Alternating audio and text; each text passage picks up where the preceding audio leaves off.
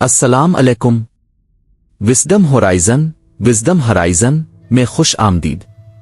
झूठ बोलना इंसानी मुआशरे की एक ऐसी बुराई है जिसे हर मजहब और अखलाकियात में नापसंद किया गया है। लेकिन क्या आपने कभी सोचा है कि जब कोई इंसान झूठ बोलता है तो इसके जिस्म और ख़ास तौर पर उसके दिमाग के अंदर क्या कीमियाई और हयातियाती तब्दीलियां रूनुमा होती है। सच बोलना दिमाग के लिए एक कुदरती और आसान अमल है, लेकिन एक छोटा सा झूठ घड़ने के लिए हमारे दिमाग को गैर मामूली मशक्कत करनी पड़ती है। जदीद न्यूरोसाइंस ने हाल ही में दरियाफ्त किया है कि इंसान के झूठ बोलने, मकर और फरेब करने और फैसले करने का मरकज दिमाग का एक खास हिस्सा है। हैरत की बात यह है कि इस साइंसी हकीकत का इंकिशाफ 1400 साल पहले क़रीन करीम ने दो टोक अल्फाज में कर दिया था। आज की इस तफसीली दस्तावेजी फिल्म में हम झूठ की बायोलॉजी और सूरा उल अलक के इस अजीम मुजिज़े का पर्दा चाक करेंगे, जिसे जानकर जदीद साइंसदान भी दंग रह गए हैं। अगर हम इंसानी दिमाग की साख्त का मुताला करें तो इसका सबसे अगला हिस्सा, जो हमारी पेशानी के ठीक पीछे वाक़ होता है, इसे प्रीफ्रंटल कॉर्टेक्स कहा जाता है। जदीद न्यूरो इमेजिंग टेक्नोलॉजी जैसे स्कैन्स के जरिए माहिरान असाबियात ने देखा कि जब कोई शख्स सच बोलता है तो उसका दिमाग पुरसुकून रहता है, लेकिन जैसे ही वो झूठ बोलने का इरादा करता है तो प्रीफ्रंटल कॉर्टेक्स के न्यूरॉन्स में अचानक एक जबरदस्त इर्तियाश और हरकत पैदा हो जाती है। यह हिस्सा दिमाग का एग्जीक्यूटिव कंट्रोल सेंटर है, जो कि मंसूबा बंदी करने, अच्छे और बुरे की तमीज करने, फैसले करने और कोई भी गुनाह जुर्म डिजाइन करने का जिम्मेदार है। साइंस कहती है कि इंसान का यह फ्रंटल लोब ही वो असल इंजन है जो झूठ घड़ता है और इंसान को गलत रास्ते पर चलाता है। अगर दिमाग के इस हिस्से को नुकसान पहुंच जाए तो इंसान अपनी जिबिल्लतों पर कंट्रोल खो देता है और इखलाकी फैसले करने के काबिल नहीं रहता। अब आइए कायनात के सबसे बड़े मुजिज़े की तरफ।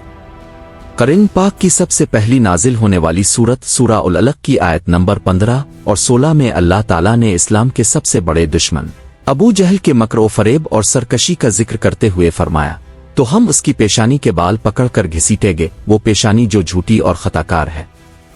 इस आयत पर गौर कीजिए। अल्लाह ताला ने अबू जहल को झूठा और खताकार कहने के बजाय बराह रास्त इसकी पेशानी अलनासनिया को झूठी और खताकार करार दिया।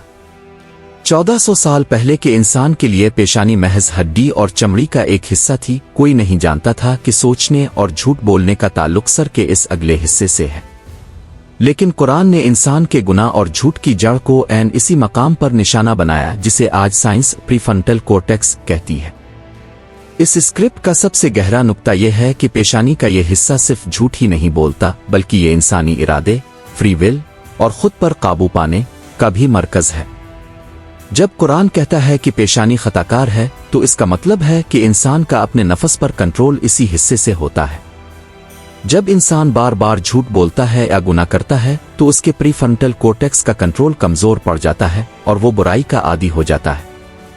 इसीलिए इस्लाम में सजदे की हालत में पेशानी को जमीन पर रगड़ने की ताकीद की गई है। जब इंसान कायनात के मालिक के सामने अपनी पेशानी, अपने फैसलों और अपने गुरूर के मरकज को जमीन पर रखता है तो हयातियाती और रूहानी तौर पर उसका यह हिस्सा पाक होता है। इसके अंदर सच्चाई का नूर पैदा होता है और वो बुराइयों से दूर रहने लगता है। ये सजदा दरअसल दिमाग के इस सबसे सरकश हिस्से को अल्लाह का फरमाबरदार बनाने का अमल है। दोस्तों, झूठ की बायोलॉजी और कुरान का ये तालमील हमें ये सोचने पर मजबूर करता है कि ये किताब किसी इंसान की लिखी हुई नहीं हो सकती।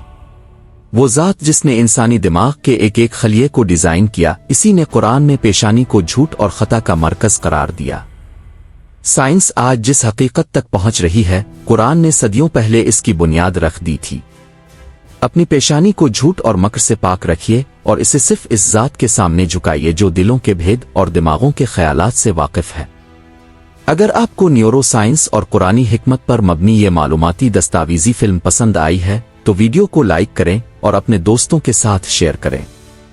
विज़डम हराइज़न को सब्सक्राइब करना ना भूलें ताकि हम मिलकर इल्म के नए उफ़ुक़ तलाश करते रहें। आपको झूठ की इस बायोलॉजी ने कितना मुतासिर किया, कमेंट्स में ज़रूर बताएं। अल्लाह हाफ़िज़।